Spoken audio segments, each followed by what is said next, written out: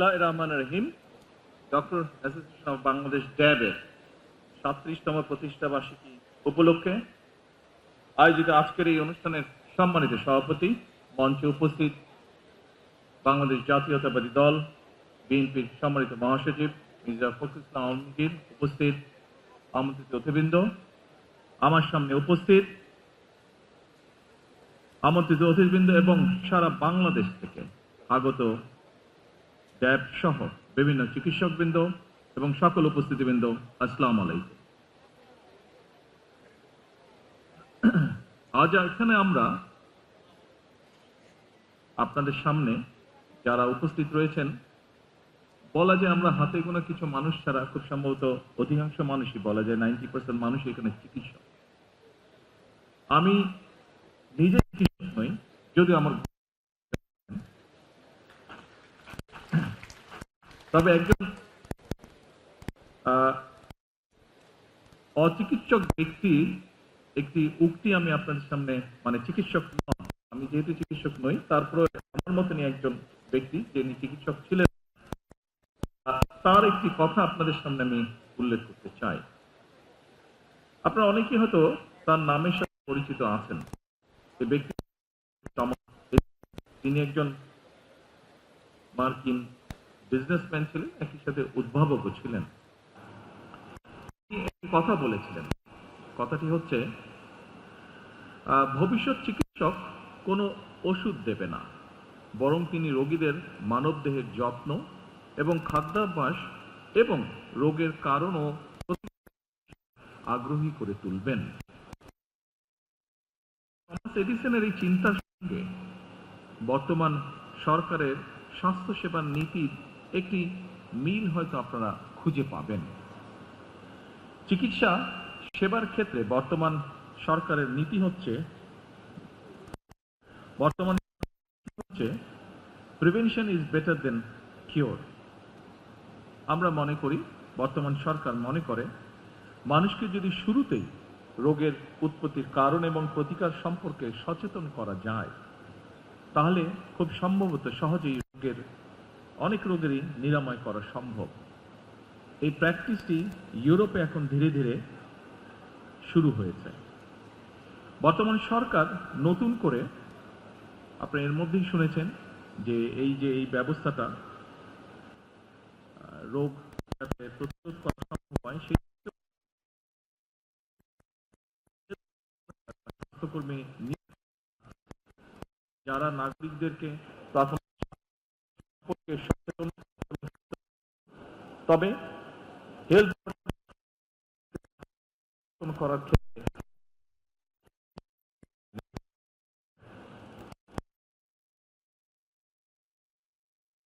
কেমন ফোকাস হবো আমি, বেশি সামনে হয়ে যাচ্ছে। এনিওয়ে,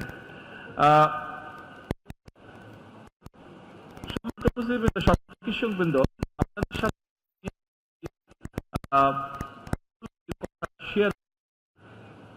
কি সেটি হচ্ছে রাজনীতিতে সংশ্লিষ্ট থাকবেন কিংবা কতটা থাকবেন, এটা নিয়ে বিভিন্ন মহলে একটি আলোচনা আছে,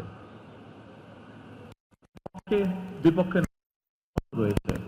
তবে আমার মতটি আমি আপনাদের সাথে করতে চাই। একটি গণতান্ত্রিক রাষ্ট্রে যেহেতু রাজনৈতিক সিদ্ধান্ত প্রায় সকল কাজকে প্রভাবিত করে, সেহেতু শিক্ষার্থী, শিক্ষক কিংবা পেশাজীবী সবাই যার যার মতাদর্শে ভাবে সুসংগঠিত থাকবেন। এটা কোনো অযৌক্তিক কোনো বিষয় নয়। তবে হাততালিটি একটু পরে দিন, পরেরটা বলে নেই, তবে এই তবেটাই হচ্ছে ইম্পর্টেন্ট বিষয়। তবে রাজনৈতিক সম্পৃক্ততা যেন নিজেদের পেশাগত দায়িত্ব পালনে ঘটায় বা বিঘ্ন ঘটার কারণ না হয়, সেটি হচ্ছে মোস্ট ইম্পর্টেন্ট। এই ব্যাপারে এখানে উপস্থিত ড্যাবের বৃন্দকে আমি সতর্কতা আহ্বান জানাই। প্রথাগত রাজনীতির বাইরে এসে রাজনীতির গুণগত পরিবর্তন খুব সম্ভবত প্রত্যেকটি সেক্টরে সামগ্রিকভাবে সমগ্র বাংলাদেশে এখন খুব স্ট্রং ডিমান্ড, এটা আমরা সকলেই সেটি অনুভব করতে পারি, বিশেষ করে 5ই আগস্টের পর থেকে। সম্মানিত সকল উপস্থিতিবৃন্দ, দেশের স্বাস্থ্য ব্যবস্থা আরো কার্যকর এবং করার লক্ষ্যে আপনাদের পক্ষ থেকে বেশ কিছু প্রস্তাব উপস্থাপন করা হয়েছে। এছাড়াও ডক্টর সুমন আমাদেরকে খুব সুন্দরভাবে একটি প্রেজেন্টেশন দিয়েছে।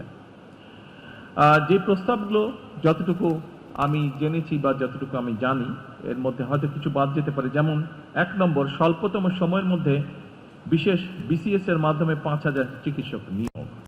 এরপরে আছে সরকার, এটা বাস্তবায়ন হয়নি, আপনারা শুনে যান, আমি একটু বলি আগে। এরপরে যেটি আছে সরকারি চাকরিতে চিকিৎসকদের বয়সসীমা, আপনাদের যেটি দাবি আছে 32 থেকে 34 বছরে উন্নীত করা। চিকিৎসকদের অবসরের যে বয়সসীমা সেটিও 61 থেকে 65 বছরে উন্নীত করা। চিকিৎসক এবং রোগী উভয়ের নিরাপত্তা নিশ্চিত করতে একটি সময়োপযোগী স্বাস্থ্য সেবা সুরক্ষা আইন প্রণয়ন। এরপরে উপজেলা এবং প্রত্যন্ত অঞ্চলে কর্মরত চিকিৎসকদের জন্য বিশেষ ভাতা প্রণোদনার ব্যবস্থা। এরপরে যেটি আমার মনে আছে সেটি হচ্ছে বেসরকারি খাতে কর্মরত লক্ষাধিক চিকিৎসকদের জন্য একটি সুনির্দিষ্ট ও ন্যায্য বেতন কাঠামো প্রয়োজন। এবং খুব সম্ভবত আরেকটি দাবি আছে, শুধুমাত্র রাজনৈতিক বিভাগ, জেলা, উপজেলা পর্যায়ে বিশেষিত হাসপাতাল প্রতিষ্ঠা। উপস্থিত সকল চিকিৎসক বৃন্দ, আপনাদের অবস্থান থেকে যদি আমরা চিন্তা করি তাহলে এই দাবিগুলো হয়তোবা খুব একটি অযৌক্তিক নয়। তবে এই ব্যাপারটিও কিন্তু আমাদের সকলের একটু বিবেচনা থাকা উচিত। সেটি হচ্ছে বর্তমান সরকার যখন দায়িত্বভার গ্রহণ করেছে, আমরা পেয়েছি বলা যায়।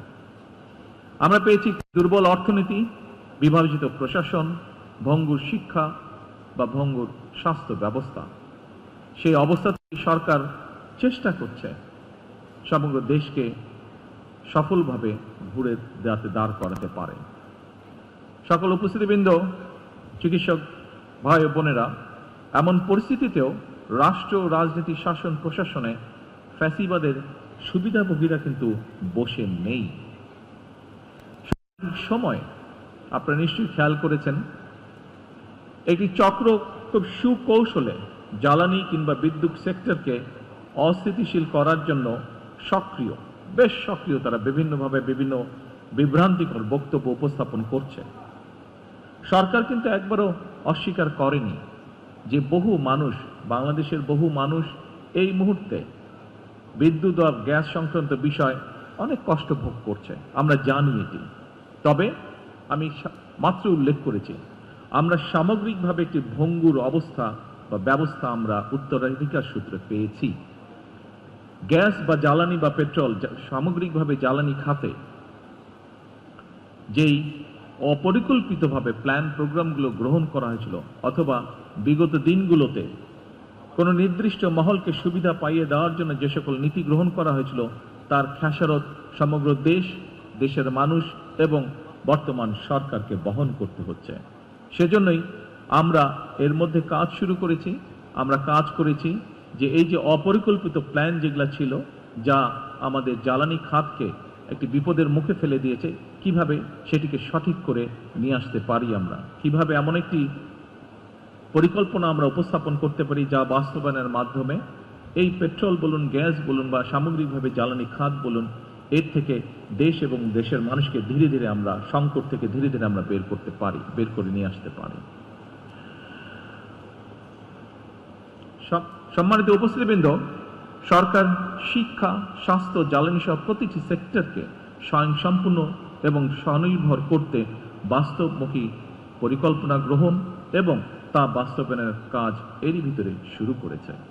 বাংলাদেশের স্বাস্থ্য এবং চিকিৎসা ব্যবস্থাকে আধুনিক করতে এবং স্বয়ংসম্পূর্ণ করতে সরকার ইতিমধ্যেই প্রথমবারের মতন স্বাস্থ্য খাতে দ্বিতীয় সর্বোচ্চ বাজেটকেও বরাদ্দ করেছে। তবে অবশ্যই এখানে শুধু সরকার না, সরকারের পাশাপাশি সরকারের সাথে সমগ্র বাংলাদেশে আপনারা যা চিকিৎসক আছেন সেটি উপজেলা পর্যায়ে হোক, জেলা পর্যায়ে হোক, ঢাকা বা বিভাগ যে কোনো পর্যায়ে হোক না কেন, সকল চিকিৎসককে, সরকারি বেসরকারি সকল চিকিৎসকবৃন্দ আপনাদেরকেও এগিয়ে আসতে হবে। আপনাদের সহযোগিতা, সমর্থন, সাহায্য ছাড়া অবশ্যই সরকারের পক্ষে এগুলোকে বাস্তবায়ন করা সম্ভব হবে না। আমাদের সকলের মিলিত প্রচেষ্টার মাধ্যমেই যে জিডিপির যে 5% আমরা নিয়ে যেতে চাচ্ছি স্বাস্থ্য খাতে, এটিকে যদি সঠিকভাবে প্রয়োগ করতে হয়, এর মাধ্যমে যদি দেশ এবং মানুষকে বেনিফিট দিতে হয়, তাহলে অবশ্যই আমাদের সকলকে একসাথে কাজ করতে হবে। এর বাইরেও যত দ্রুত সম্ভব হেলথ কার্ড চালু করার কাজ আমরা চেষ্টা করছি বাস্তবায়ন করতে। এর বাইরে প্রতিটি উপজেলা স্বাস্থ্য কমপ্লেক্সকে 101 শয্যা বিশিষ্ট হাসপাতালে উন্নীত করার সিদ্ধান্ত এরই ভিতরে নেওয়া আছে, যা আপনারা সকলেই অবগত আছেন। তবে যেটি আমি দৃঢ়ভাবে ব্যক্তিগতভাবে বিশ্বাস করি, চিকিৎসকগণ যদি সেবার মানসিকতা নিয়ে নিজেদেরকে নিবেদিত না রাখেন, তাহলে এই অবকাঠামোগত উন্নয়ন দিয়ে কিন্তু আমাদের সফলতা আসবে না। উপস্থিত চিকিৎসকবৃন্দ, সম্মানিত অতিথিবৃন্দ, সকল উপস্থিতিবৃন্দ, আমি জানি দায়িত্ব পালন করতে গিয়ে আপনাদেরকে নানা সীমাবদ্ধতার মুখোমুখি হতে হয়। তারপরেও কিছু কিছু ক্ষেত্রে অনিচ্ছাকৃত শৈথিল্য বিদ্ধ করে, দিকে চিকিৎসা ব্যবস্থা সম্পর্কেও জনমত অনাস্থা তৈরি করে। এক্ষেত্রে দেশের মানুষ চিকিৎসকদের কাছ থেকে এবং মানবিক ভূমিকা প্রত্যাশা করে। আসুন প্রিয় চিকিৎসক বৃন্দ, সকল উপস্থিতিবৃন্দ, আসুন আমরা সকলে মিলে এমন একটি চিকিৎসা বান্ধব বাংলাদেশ গড়ে তুলি, যেখানে দেশের প্রতিটি মানুষ মানসম্মত স্বাস্থ্য সেবা পাবে এবং উন্নত চিকিৎসার জন্য বিদেশমুখী হবে।